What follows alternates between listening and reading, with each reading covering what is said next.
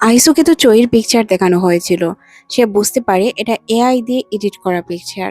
তখন সে বলে, আমি তো বুঝতে পারিনি। তখনই এখানে চুই চলে আসে। চুই তখন বলে, কি হয়েছে? পুরো ঘটনা জানার পর সে বলে, আচ্ছা তুমি কি তো আমাকে একবার কল করতে পারতে? আমি সবকিছু শুনেছি, চিন্তার কোনো কারণ নেই। চলো তুমি আমার সাথে, আজ থেকে তুমি আমার সাথে থাকবে। তখনই এখানে আয়রা চলে আসে আর বলে, আচ্ছা বুঝলাম, তুমি এখন তোমার মাকে কল করে জিজ্ঞাসা করো সে কেমন আছে। তারপর সেও জানতে পারে তার মাও তো ভালো আছে। তাহলে ঘটনাটি আসলে কি? কে এই ঘটনাটি ঘটালো? অন্যদিকে আমরা একটি ছেলেকে দেখতে পাই যে কিনা সিসি ক্যামেরায় সবকিছু দেখছিল। পার্ককে যখন এসে সে রিপোর্ট করে, পার্ক বুঝতে পারে না যে ঘটনা আসলে কি ছিল। এদিকে আমরা আইসুকে দেখতে পাই যে কিনা তার সাথে চলে এসেছিল। সে দেখতে পায় তার এখানে অনেকগুলো মেডিসিন। সে জিজ্ঞাসা করে, আপনার কাছে এতগুলো মেডিসিন কেন? আপনি কি অসুস্থ? সে বলে, তেমন নয়, মোটামুটি। সে তাকে ডক্টর দেখানোর কথা বলে, সে বলে এখন সে ডক্টর দেখাবে না। এদিকে আমাদের আয়রাকে দেখানো হয়। সে মনে মনে ভাবছিল, ওই দিন যে তাদের গাড়িতে বোমটি লাগানো হয়েছে, এটা তো অবশ্যই গাড়িতে লাগানোর সময় কেউ না কেউ সিসিটিভি ফুটেজে অবশ্যই লক হয়েছে। অন্যদিকে আমাদের আইসুকে দেখানো হয়, যার বারবার বোমের কথা মনে হচ্ছিল। তাই লোকটি তাকে পানি এনে দেয়। পানি খাওয়ার পর সে নিজেকে কিছুটা শান্ত ফিল করে। সে তাকে বলে, চিন্তার কোনো কারণ নেই আইসু, সবকিছু ঠিক হয়ে যাবে। তোমার যদি খারাপ লাগে আমি তোমাকে ডক্টরের কাছে নিয়ে যেতে পারি। আইসু তখন বলে, না, আপনার নিতে হবে না। আচ্ছা, একটি কথা ছিল, আমাদের বাসায় যে ব্যাংকার রয়েছে এটা কি আপনি জানতেন? সে বলে, হ্যাঁ জানতাম, এটা অনেক আগে থেকেই ছিল। অন্যদিকে আয়রাকে দেখানো হয়, তার কাছে ফরেনসিক রিপোর্ট আসে। রিপোর্ট আসার পর সে জানতে পায় যে একটি লোকের ফিঙ্গারপ্রিন্ট এখানে রয়েছে। তারপর আমরা তাকে দেখতে পাই যে কিনা সিসিটিভি ফুটেজগুলো দেখছিল। ফুটেজের মধ্যে একটি ছেলেকে দেখা যাচ্ছিল, যার কিনা মুখে ক্যাপ পরা ছিল, মানে ফেসের কোনো কিছুই দেখা যাচ্ছিল না। সে বুঝতে পারে এই ছেলেটি মূলত বমটি লাগিয়েছে। কিন্তু যেহেতু ফেস দেখতে পারছিল না, তাই সে কিছু করতেও পারছিল না। আয়রা পুলিশ স্টেশনে কল করে জিজ্ঞাসা করে, রেনু কোথায়? তখন তারা বলে যে রেনু তো পুলিশ স্টেশনে নেই। তখন সে বলে, তুমি কোথায় আছো? সে তখন বলে যে আমি তো পুলিশ স্টেশনেই আছি। তারপর সে সিদ্ধান্ত নেয় যে সে আইসুর বাসায় যাবে। তাই সে অন্য একজন পুলিশ অফিসারকে কল করে আইসুর বাসার সামনে আসার কথা বলে। আর সে রেনুর কথাও জিজ্ঞাসা করে। তখন সে জানায় রেনু এখানে নেই। এদিকে আইসুকে দেখানো হয় যে কিনা তৈরি হয়ে তার বাসার সামনে যায়। তখনই এখানে আয়রা চলে আসে। আয়রাকে সে বলে, তুমি এখানে কি করছো? তখন সে বলে, আমি আসলে রেনুর খোঁজ করতে এসেছি। সে বলে, রেনুর খোঁজ কেন? তখন সে তাকে জানায়, আসলে তুমি আর রেনু যখন এখানে এসেছিলে তখন প্রথমে এখানে কোনো বোমই ছিল না। রেনু তোমাকে এদিক থেকে সাইড করে ওই জায়গাটিতে বোম লাগিয়েছিল। তারপর বোম বোম বলে চিল্লাচ্ছিল। তারপর সে ব্যাংকারের ভিতর যায়। ব্যাংকারের ভিতর গিয়েও সে সেম কাজ করে। আসলে ঘটনা হচ্ছে, এটা আগে রেনুদের বাসা ছিল। আর তোমার বাবার কাছে তারাই বিক্রি করেছে। এখন কেন জানি না তারা এই বাসাটি নিতে যাচ্ছে। এইজন্য মূলত তারা তোমার পিছনে পড়ে আছে। আর রেনু কিন্তু কাজগুলো একা করছে না। এই কাজের পিছনে রেনুর ভাইও জড়িত আছে। তারা দুই ভাই মিলেই কাজগুলো করছে।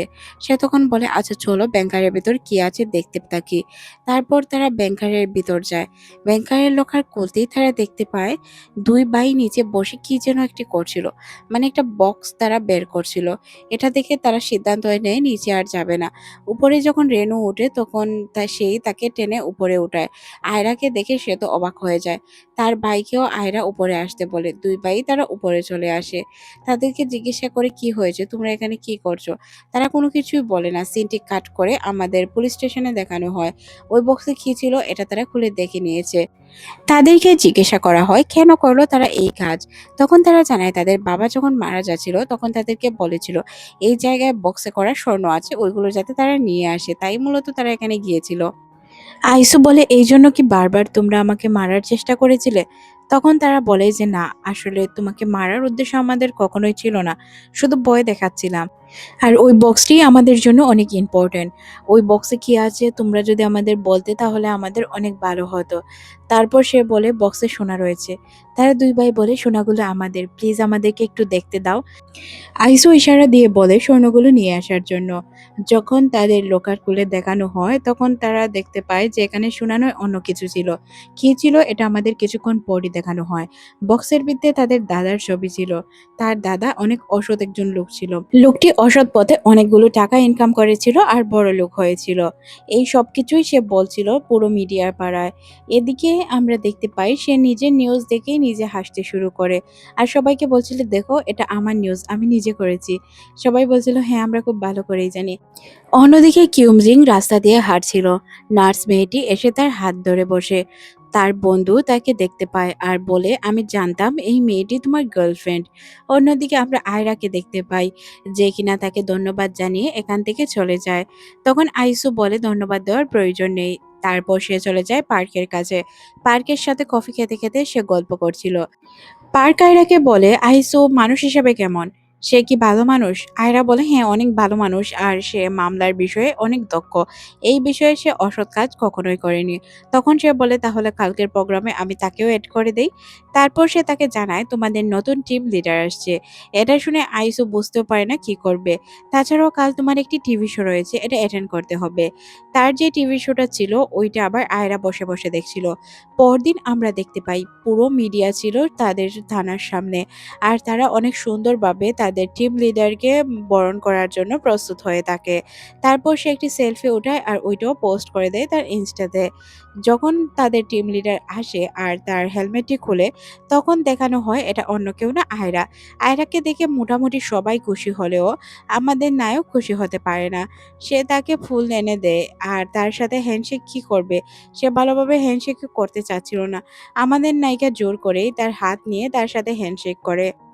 আইসুকে থানায় থাকা সবাই বলছিল, ম্যাডাম তো অনেক ভালো লোক, তাহলে তুমি কেন ম্যাডামকে পছন্দ করো না? তখন সে জানা, হ্যাঁ তোমাদের ম্যাডাম অনেক ভালো লোক, কিন্তু উনি আমাকে একদমই পছন্দ করে না, সহ্য করতে পারে না আমাকে। শুধু আমাকে অযথা ডিস্টার্ব করে, আমাকে খাটানোর জন্যই উনি মূলত এখানে এসেছে। সবাই তখন বলে, চিন্তা করো না, সবকিছু ঠিক হয়ে যাবে। অন্য একজন অফিসার আসলে সে বলে, উনাকে আমার টিমে কেন দেওয়া হলো? আমি ওনার সাথে আসলে কাজ করতে চাচ্ছি না, বা আমি ওনার সাথে কাজ করা পছন্দ করছি না। তখন ওনাদের সিনিয়র তাকে বলে যে, তোমাকে তো ওনার সাথে কাজ করতেই হবে। আয়রা অনেক ভালো একজন মেয়ে।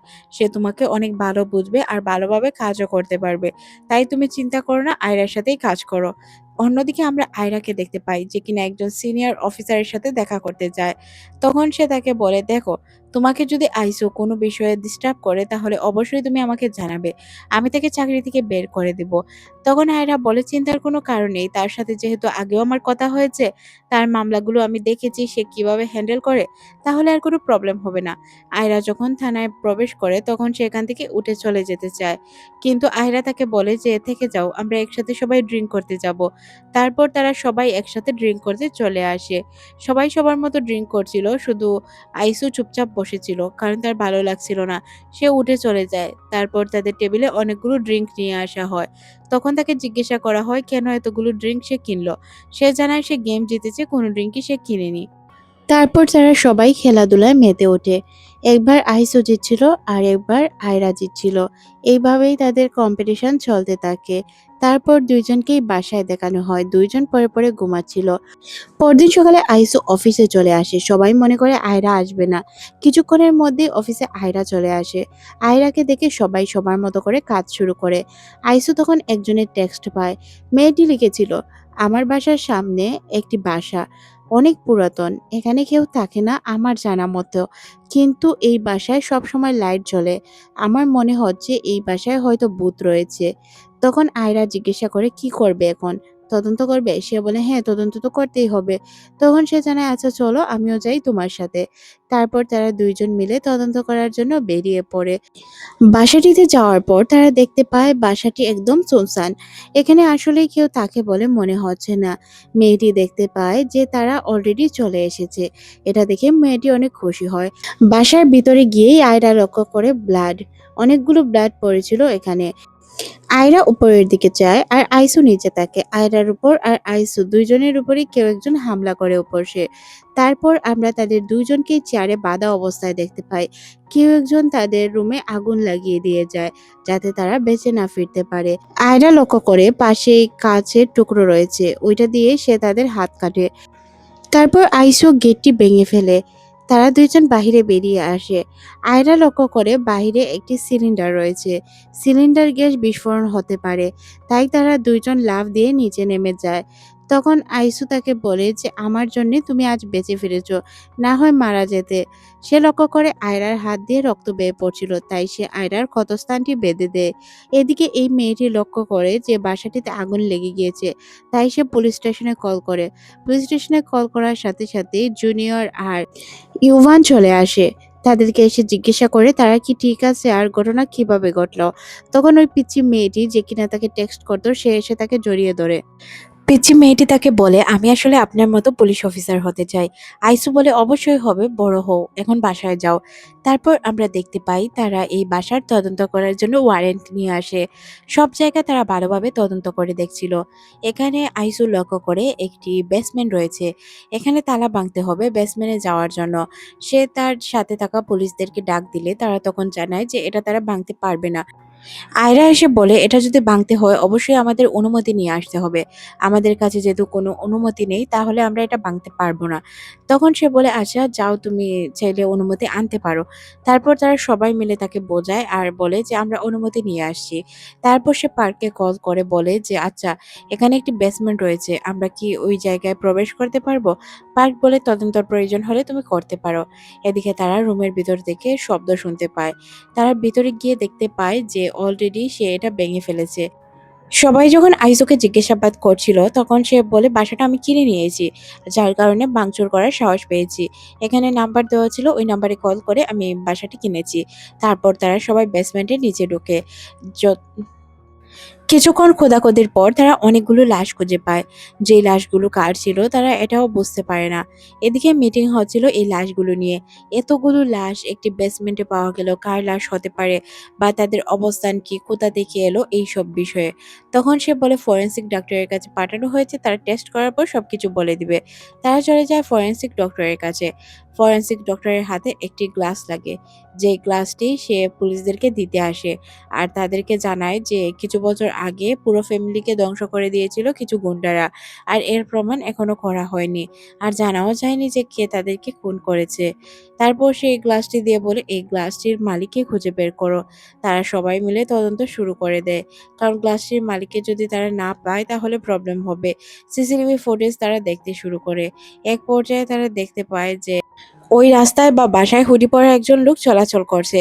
তার গাড়ির নাম্বারটি তারা নোট করে নেয়। পরদিন তারা গাড়ি রিপেয়ার সেন্টারে চলে যায় আর ওই গাড়ির পিকচারটি দেখায়। তখন লোকটি বলে গাড়ি তো চলে এসেছে, গাড়িটি আপনারা গিয়েই চেক করতে পারেন। তারা দরজায় অনেক টক করে গাড়ির ডোর খোলার জন্য। হুট করে মেয়েটি দরজা খুলে বসে। তারপর তারা মেয়েটিকে প্রশ্ন করতে শুরু করে। তারপর মেয়েটিকে জিজ্ঞাসাবাদের জন্য নিয়ে আসা হয়। মেয়েটিকে যখন জিজ্ঞাসা করা হয় যে তুমি ওই জায়গায় কেন গিয়েছিলে, তুমি কি আমাদেরকে বেঁধে রেখেছিলে? তখন মেয়েটি বলে না, আমি আপনাদের বেঁধে রাখিনি, তবে হ্যাঁ আগুনটা আমিই দিয়েছিলাম। আমি এখানে বেসমেন্ট খোলার জন্য গিয়েছিলাম, যখন আমি খুলতে পারিনি তখন আমার মনে হচ্ছিল এখানে আগুন ধরিয়ে দেই। আসলে আমি ওই জায়গায় আমার বয়ফ্রেন্ডকে খুঁজতে গিয়েছিলাম, তার লাস্ট লোকেশন ওই জায়গায় ছিল। আমার বয়ফ্রেন্ড একজন লয়ার, তার যদি কিছু হয়ে যায় যাতে আমি তাকে খুব সহজেই খুঁজে পাই, এই জন্য সে তার শরীরে একটি জিপিএস ট্র্যাকার লাগিয়ে রেখেছিল। আর ওইটার কন্ট্রোলার আমার কাছে ছিল, যার কারণে আমি তাকে খোঁজার জন্য ওই জায়গায় গিয়েছিলাম। সে যখন ওই জায়গায় যায় তার আগে আমাকে বলে গিয়েছিল যে তার বান্ধবী অনেক প্রবলেমে রয়েছে, তাকে বাঁচানোর জন্য সে যাচ্ছে। কিন্তু সে তাকে বাঁচানোর আগেই সে নিজেই গায়েব হয়ে যায়, আর তার কোনো খোঁজ খবর কিছুই আমি পাইনি। এখন পর্যন্ত তাকে খুঁজে বেড়াচ্ছি। আমি পুলিশের কাছেও গিয়েছিলাম কিন্তু পুলিশরা আমার কোনো কথায় পাত্তা দেয়নি, বিশ্বাস করেনি। তখন তারা সবাই বলে যে আপনি কোন থানায় গিয়েছিলেন, কোন পুলিশের কাছে গিয়েছিলেন, ওকে আমরা দেখতে চাই। তারপর চলে আসে অন্য একটি পুলিশ অফিসারের কাছে সিন, উনি কার সাথে কথা বলছিলেন। তারপর সিন আবার চলে যায় জুনিয়রের কাছে, যে কিনা তার গার্লফ্রেন্ডকে কিছু খাবার দিতে আসে। সে তো ফরেন্সিক ডিপার্টমেন্টে কাজ করতো। তাকে জিজ্ঞাসা করে কোনো প্রমাণ পাওয়া গেল কিনা। সে বলে এখনো খোঁজা হচ্ছে, ঠিকঠাক ভাবে কোনো প্রমাণ মেলেনি। তারপর ওই মহিলাটি যখন ওই জিজ্ঞাসা রুম থেকে বের হয় তখন সে ওই পুলিশ অফিসারটিকে দেখিয়ে দেয়, বলে উনাকে আমি বারবার বলেছিলাম, উনি আমার কোনো কথাই বিশ্বাস করেনি। আয়রা গিয়ে পুলিশ অফিসারটিকে জিজ্ঞাসা করে এখানে কি এমন ঘটনা ঘটেছিল। তখন পুলিশ অফিসার বলে একটি মহিলাকে একজন লোক হত্যা করে। লোকটি ছিল ডেলিভারি ম্যান হয়ে সে এসে ওই বাসারই ছুরি দিয়ে তাকে হত্যা করে। তারপর ওই জায়গা থেকে ছুরিটিও গায়েব ছিল। আমরা অনেক তদন্ত করি। তদন্ত করার পর আমরা কোনো তথ্যই খুঁজে পাইনি। তারপর আরেকটি মামলা আসে যেখানে অন্য একটি মেয়েকে কিডন্যাপ করে নিয়ে যাওয়া হয়, তারপর তাকে হত্যা করা হয়। এইভাবে যখন আমি মামলাগুলো সমাধান করার চেষ্টা করছিলাম তখন আমি কোনো প্রমাণ পাইনি। একটি ক্লু পাই। ওই ক্লুটি ছিল উনার হাজবেন্ড। উনার হাজবেন্ডকে খোঁজার জন্য আমি যখন যাই তখন উনার গাড়ি পাই। উনার গাড়ি আমি একটি বন্দরে পাই, যার কারণে আমার মনে হয় উনি এই দেশ ছেড়ে পালিয়েছেন। যার কারণে আমি আর তদন্ত করিনি। চিফ অফিসার আয়রাকে ডেকে নিয়ে যান আর বলেন তুমি যদি চাও তাহলে আইসুকে আমি এই মামলা থেকে বের করে দিতে পারি। আমি শুনেছি তদন্তের খাতিরে সে নাকি বাসাটিই কিনে নিয়েছে। তারপর আয়রা তাকে বলে যে না, আসলে সে অনেক ভালো কাজ করছে। এদিকে আইসো তার পুরো টিমকে বোঝাচ্ছিল এটা কোনো প্রফেশনাল কিলারের কাজ। আমরা যখন ওই দিন ওই বাসায় গিয়েছিলাম হয়তো সে তখন কোনো লাশ দাফন করার জন্যই এসেছিল। এটা সিরিয়াল কিলারের কাজ, তাকে আমাদের খুঁজে বের করতে হবে। একদম লাস্ট পর্যায়ে তাদের সিরিয়াল কিলারের সাথে দেখা হয়। তার সাথে এখনো একটি লাশ ছিল যেটা সে দাফনের জন্য এসেছে।